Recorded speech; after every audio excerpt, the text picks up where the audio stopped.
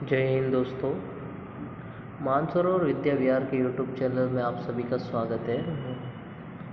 कक्षा 7 के chapter number 10 की बात हम करेंगे और कक्षा 7 के साइंस के चैप्टर नंबर 10 की बात करेंगे। जीवों में श्वसन। जीवों में क्या? श्वसन। तो सबसे पहले श्वसन के बारे में सुनो, ये क्या होता है। श्वसन मतलब जब हम श्वास अंदर लेते हैं ऑक्सीजन, और जब सांस छोड़ते ये होता है श्वसन, है ना। कोई भी इंसान ब्रीथिंग करता है यानी कि हवा अंदर लेता है और हवा छोड़ता है, तो वो श्वसन की प्रक्रिया करता है। क्या करता है वो? श्वसन की प्रक्रिया। चलो आगे बढ़ते इसको। भुजो अपने दादा दादी से मिलने के लिए उत्सुकता से प्रतीक्षा कर रहा था, जो 1 साल के बाद शहर आ रहे थे, है ना। 1 साल बाद उसके दादा दादी शहर आ रहे थे, तो उसको मिलने के लिए वो बहुत उत्सुक था। वह शीघ्र से शीघ्र बस स्टैंड पहुंचना चाहता था ताकि उनका स्वागत कर सके, इसलिए वह भागता हुआ गया। कैसे गया वो? भागता हुआ बस स्टेशन तक गया और कुछ ही मिनट में बस स्टॉप पहुंच गया। जल्दी जल्दी भागा और कुछ ही समय में वो कहाँ पहुंच गया? Bus stop. उसकी सांस तेज़ी से चल रही थी। कैसे चल रही थी उसकी सांसें? तेज़ी से चलती है ना सांसें, तो उसकी सांसें कैसे चल रही थी? तेज़ी से चल रही थी। उसकी दादी ने उससे पूछा कि वह आप क्यों रहा है। जब आप तेज़ी से दौड़ो तो आप भागने लगते हो ना, तो दादी ने पूछा कि तो आप क्यों रहा है भाई। पूजू ने बताया कि वह घर से दौड़ता हुआ आया है। पूजू ने बताया कि मैं दौड़ता दौड़ता आया हूँ, इसलिए आप रहा। उसे आश्चर्य हुआ कि दौड़ने के बाद वो सांस तेज़ी से क्यों लेने लग रहा था, है ना। सांस तेज़ी से क्यों लेते हो आप दौड़ने के बाद? यह प्रश्न उसके मस्तिष्क में घूमता रहा।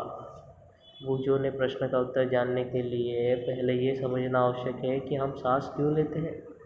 सांस लेना श्वसन प्रक्रम का एक चरण है। आइए हम श्वसन के बारे में पढ़ते हैं। हम श्वसन क्यों करते? सबसे पहले तो उसने पूछा कि हम श्वसन क्यों करते। अध्याय 2 में आपने पढ़ा था कि सभी जीव सूक्ष्म इकाइयों के बने हैं। किससे बने हैं सभी जीव? सूक्ष्म इकाइयों, जिन्हें कोशिकाएं कहते हैं। जिन्हें क्या कही जाता है? कोशिकाएं। कोशिका जीव की सबसे छोटी संरचनात्मक और क्रियात्मक इकाई है। कोशिका जीव की सबसे छोटी संरचनात्मक और क्रियात्मक इकाई है। जीव की प्रत्येक कोशिका पोषण, परिवहन, उत्सर्जन और जनन जैसी कुछ कार्यों को संपोषित करने में कुछ न कुछ भूमिका निभाती है। इन कार्यों को करने के लिए कोशिका को ऊर्जा की आवश्यकता होती है। किसकी आवश्यकता होती है कोशिका को करने के लिए? इन सब चीज़ों को ऊर्जा की आवश्यकता होती है, ताकत की आवश्यकता होती है। बिना ताकत के वो कर सकती? नहीं कर सकती। यहाँ तक कि हमें खाना खाते, सोते अथवा पढ़ते समय भी ऊर्जा की आवश्यकता होती है। इन सारी चीज़ों को करने के लिए हम आवश्यकता होती कि नहीं ऊर्जा की। लेकिन यह ऊर्जा आती कहाँ से भैया? क्या आप बता सकते हैं कि आपके माता पिता आपसे नियमित रूप से भोजन करने के लिए आग्रह क्यों करते? रोज़ रोज़ भोजन खाने के लिए आग्रह क्यों करते आपके माता पिता? भोजन में संचित ऊर्जा श्वसन के समय निर्मुक्त होती है ना। भोजन में जो भी चीज़ अपने पास ऊर्जा है वो श्वसन के माध्यम से अलग अलग होती है। अतः सभी जीवों को भोजन से ऊर्जा प्राप्त करने के लिए श्वसन की आवश्यकता होती है। ऊर्जा प्राप्त करने के लिए किसकी आवश्यकता होती है? उसे श्वसन की। श्वसन के प्रक्रम में हम पहले सांस द्वारा वायु को शरीर के अंदर ले जाते हैं। आप जानते हैं कि वायु में ऑक्सीजन होती है, फिर हम सांस छोड़ते हुए वायु को शरीर से बाहर निकाल देते हैं। इस वायु से श्वास द्वारा अंदर ली गई वायु की तुलना में कार्बन डाइऑक्साइड की मात्रा अधिक होती है, अर्थात यह कार्बन डाइऑक्साइड समृद्ध होती है। हम जिस वायु की सांस द्वारा अंदर लेते हैं उसमें उपस्थित ऑक्सीजन शरीर के सभी भागों में और अंततः प्रत्येक कोशिका में ले जाया जाता है ना। हम श्वसन लेते हैं तो उसमें ऑक्सीजन आता है, और ऑक्सीजन हमारे शरीर के सभी अंगों तक ये ऑक्सीजन पहुंचाने का कार्य श्वसन वाहिनियाँ करती है। कोशिकाओं में यह ऑक्सीजन भोजन के विखंडन के सहायक करता है ना। भोजन का विखंडन करना हो तो ऑक्सीजन जरूरी होता है। कोशिका में भोजन के विखंडन के प्रक्रम में ऊर्जा मुक्त होती है। विखंडन में क्या मुक्त होता है? ऊर्जा। इसे कोशिकीय श्वसन कहते हैं। क्या कहा जाता है इसको? कोशिकीय श्वसन। सभी जीवों की आवश्यकताओं में कोशिकीय श्वसन हो सकता है। सभी जीवों की कोशिकाओं में कोशिकीय श्वसन होता है। ठीक है, आवश्यकता नहीं, कोशिका में होता है कि नहीं? ठीक। कोशिका के अंदर भोजन ऑक्सीजन का उपयोग करके कार्बन डाइऑक्साइड और जल में विखंडित हो जाता है। ठीक है, और वही कार्बन डाइऑक्साइड हम बाहर की ओर छोड़ते हैं। जब ग्लूकोज का विखंडन ऑक्सीजन के उपयोग द्वारा होता है तो वह वायवीय श्वसन कहलाता है। कैसा श्वसन कहलाता है? वह वायवीय श्वसन कहलाता है। ऑक्सीजन की उपस्थिति में भी भोजन विखंडित हो सकता है। ऑक्सीजन की उपस्थिति में भोजन कैसा हो जाता है? विखंडित होता जाता है। यह प्रक्रम अवायवी श्वसन कहलाता है। कैसा श्वसन कहलाता है? यह अवायवी श्वसन। भोजन के विघटन से ऊर्जा निर्मुक्त होती है। भोजन के विखंडन से ऊर्जा कैसे होती है? निर्मुक्त होती है। ग्लूकोज ऑक्सीजन की उपस्थिति में कार्बन डाइऑक्साइड प्लस जल प्लस ऊर्जा बनाता है। संभवतः आपको मालूम होगा कि इस जैसे अनेक जीव वायु की उपस्थिति में जीवित रह सकते हैं। ऐसे जीव अवयवी श्वसन के द्वारा ऊर्जा प्राप्त करते हैं। उन्हें अवयवीय जीव कहते हैं। क्या कहते हैं उनको? अवयवी जीव कहते हैं। ऑक्सीजन इष्ट एक कोशिकाएं जीव है। इष्ट अवयवी रूप से श्वसन करते हैं और इस प्रक्रिया के समय अल्कोहल निर्मित करते हैं। अंततः इनका उपयोग शराब और बियर बनाने के लिए किया जाता है ना? इष्ट का उपयोग शराब और बियर बनाने के लिए किया जाता है। उसके बाद ग्लूकोज, अल्कोहल और कार्बनिक डाइऑक्साइड विखंडित हो जाते हैं। जैसे निम्न ग्लूकोज में ऑक्सीजन की उपस्थिति देखी गई, जिससे उन्होंने शराब, कार्बन डाइऑक्साइड और ऊर्जा को अलग अलग कर दिया। हमारी कोशिकीय भी अवयवी रूप से श्वसन कर सकती है। हमारी जो कोशिका है वो भी अवयवी रूप से क्या करती है? श्वसन कर सकती है। लेकिन ये ऐसा थोड़े समय तक ही कर सकती है। कितने समय तक कर सकती है ये? थोड़े समय तक। वास्तव में यह प्रक्रम उस समय होता है जब ऑक्सीजन की अस्थायी रूप से कमी हो जाती है। कैसी कमी हो जाती है? अस्थायी रूप से। बहुत देर तक व्यायाम करने, तेज़ी से दौड़ने, कई घंटे टहलने, साइकिल चलाने अथवा भारी वजन उठाने जैसी अनेक क्रियाओं के लिए अधिक ऊर्जा की आवश्यकता होती है ना? चित्र में दौड़ रहा है तो ताकत की ज़रूरत होती है कि नहीं? दौड़ने, साइकिल चलाने, चीज़ें उठाने के लिए। ठीक है, लेकिन ऊर्जा उत्पन्न करने के लिए हमारे शरीर को ऑक्सीजन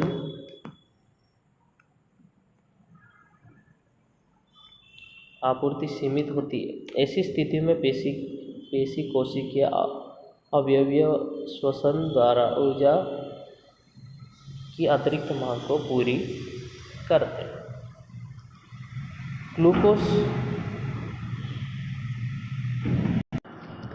ग्लूकोज ऑक्सीजन की अनुपस्थिति में लैक्टिक अम्ल और ऊर्जा बनाता है। क्या आपने कभी सोचा है कि अत्यधिक व्यायाम करने के बाद आपकी पेशियों में ऐंठन क्यों होती है? देखा है ना, कभी कभी पेशियाँ खींचने लगती है, आपके पैर की पेशियाँ वो सब खींचने लगती है। तो क्या आपको यहाँ देखने को मिलती है? ये सारी पेशियाँ क्या होती है? अंदर खींचने को लगती है।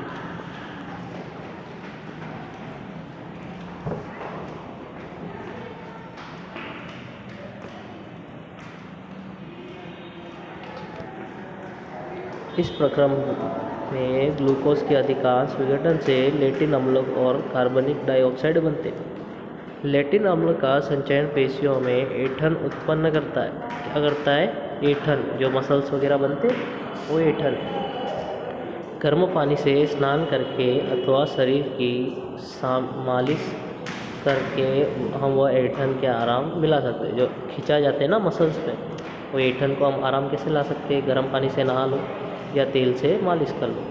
क्या आप अनुमान लगा सकते हैं कि ऐसा क्यों होता है? गर्म जल से स्नान अथवा शरीर की मालिश करने से रक्त का संरक्षण बढ़ जाता है। इसके परिणाम स्वरूप पेशी कोशिकाओं को ऑक्सीजन की आपूर्ति बढ़ जाती है। ऑक्सीजन की आपूर्ति बढ़ जाने से लेटिन अम्ल का कार्बन डाइऑक्साइड और जल में विघटित होती है ना।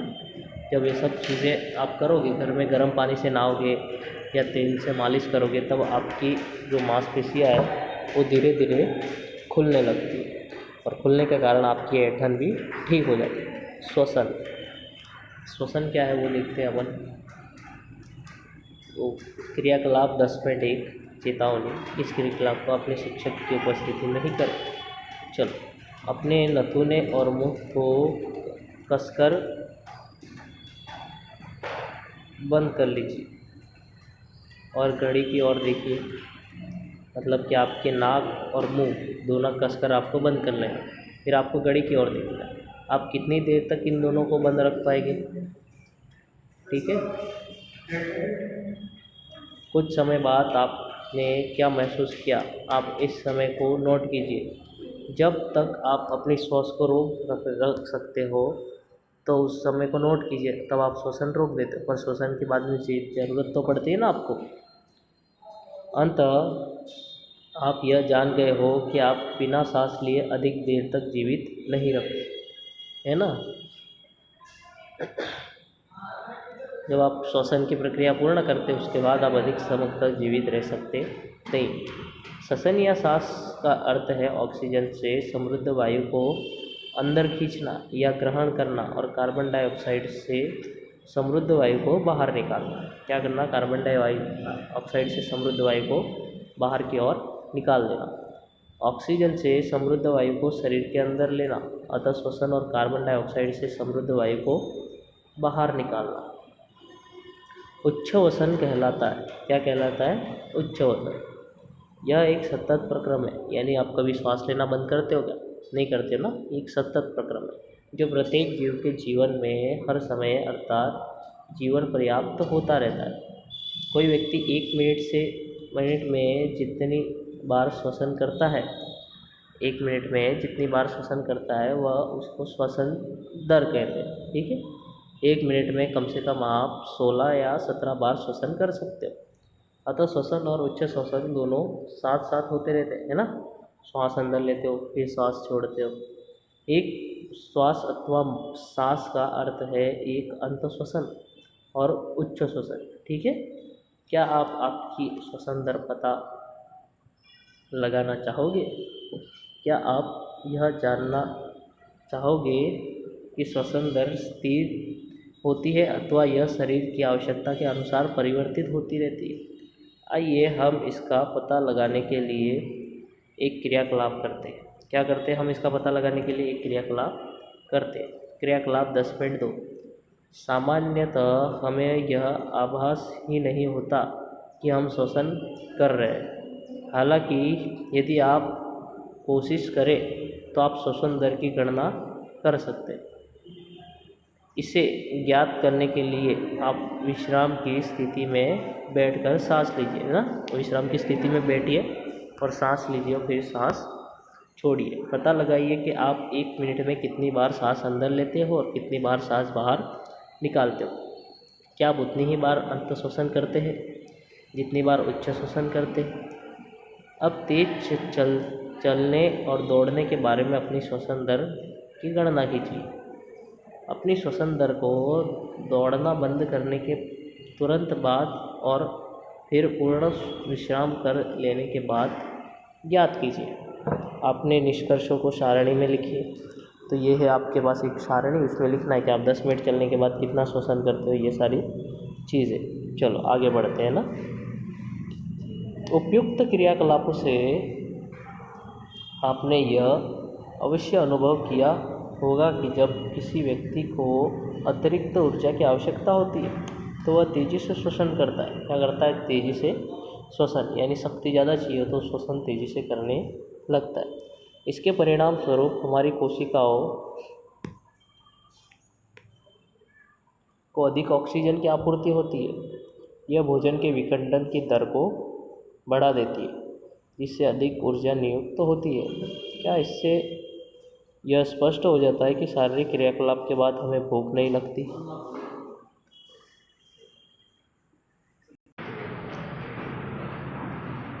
जब आप क्रियाकलाप 3 देखिए, अब आप यहाँ पे 10.3 हम श्वसन कैसे लेते हैं उसके बारे में पढ़ते हैं।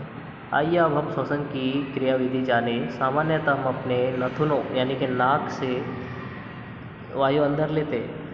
जब हम वायु को अंतः श्वसन द्वारा अंदर लेते हैं तो यह हमारे नथुनों से नासा गुहा में चला जाता है। कहाँ चला जाता है? नासा गुहा में। यहाँ देखिए, ये है हमारा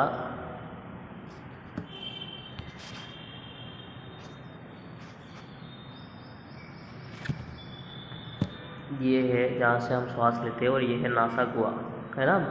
ऊपर की ओर देखना, आप नासा गुहा आपको देखने को मिलेगी। आपकी जीभ को आपके गले के पास स्पर्श कीजिए, आपको यहाँ 2 छिद्र दिखने को मिलेंगे। ये नासा गुहा का काम करते हैं। किसका काम करते हैं? नासा गुहा का। यानी यदि अगर हमारी नाक बंद हो जाए तो भी हम मुख के द्वारा श्वास ले सकते हैं, है ना। ले सकते हो कि नहीं? ठीक है। नासा गुहा से वायु श्वसन नली से होकर हमारे फेफड़ों में जाती है। फेफड़े वक्ष गुहा में स्थित होते हैं।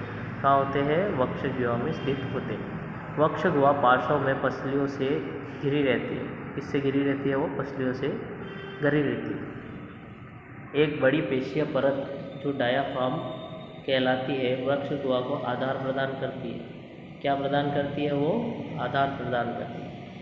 श्वसन में डायाफ्राम और पसलियों से बने पिंजर की गति संभलती होती है। अंतर श्वसन के समय पसलियाँ ऊपर और बाहर की ओर गति करती है और डायाफ्राम नीचे की ओर गति करता है। यह गति हमारे वृक्ष गुहा के आयतन को बढ़ा देती है और वायु फेफड़े में आ जाती है। फेफड़े वायु से भर जाते हैं। उच्च श्वसन के समय पसलियाँ नीचे और अंदर की ओर आ जाती है, जबकि डायाफ्राम ऊपर की ओर अपनी पूर्व स्थिति में आ जाता है। इससे वक्ष गुहा का आयतन कम हो जाता है। इस कारण वायु फेफड़े से बाहर धकेली जाती है। ये देखो, जब श्वसन अंदर आता है तो फेफड़ों के आकार बढ़ जाते हैं और जब उसको वापस खींचते तो फेफड़े सिकुड़ जाते हैं और उसको वापस भेज देते हैं। ऐसी प्रक्रिया होती है। चलो, अपने शरीर में हम इन गतियों को आसानी से अनुभव कर सकते हो क्यों नहीं इन सबको आसानी से अनुभव। एक गहरी सांस लीजिए, अपनी हथेली के उदर पर रखिए, मतलब कि अपनी हथेली को अपने सीने पर रखना है। फिर गहरी सांस लेनी है तो आपको पता चलेगा कि आपके फेफड़े जो है वो धीरे धीरे ऊपर की ओर फूलना शुरू कर देते। अपने हथेली को उदर पर रखिए और उदर की गति को अनुभव कीजिए। क्या आप पाते हो? ठीक है, इस प्रकार से आपको ये करना है। और इसके आगे की बात हम यहाँ से आगे की बात इसके अगले लेक्चर में करेंगे। बहुत बहुत धन्यवाद।